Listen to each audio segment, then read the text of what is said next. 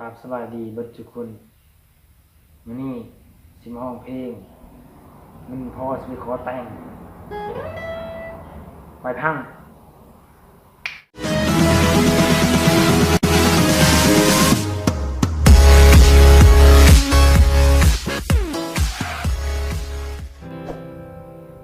ความหักระหว่างสองเฮาถึงข่าวแม่เจ้าให้ไปขอสินสอดของอ้ายบ่พอคัดใจแท้นามีแต่ตัวกับมาหัวใจที่มอบให้กับคำสัญญาคงต้องต่อเวลาเพื่อหาเงินไปขอเจ้าขอเวลาให้อายสักหน่อยเด้อคน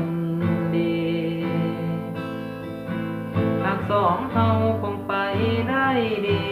ตามแผนที่วางไว้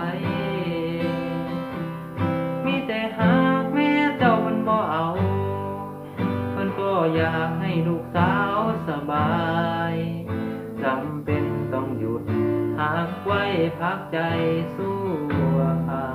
วต้นทุนของอ้ายบอกคือเขาหากสองเฮาอย่าให้มันสร้างลงขอเพียงแต่เจ้ามันคงต่ออ้ายคนนี้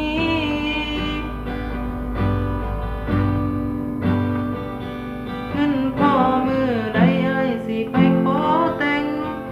ลากำแพงฝากบอกพ่อกับแม่อ้ายฮักเจ้าฮักจริงฮักแท้อ้ายให้สัญญาเวลาอีก2-3 ปีรักษาของดีเสื้อผ้าเด้อลาทอดมือเฮานัดสัญญาขอน้องแต่ง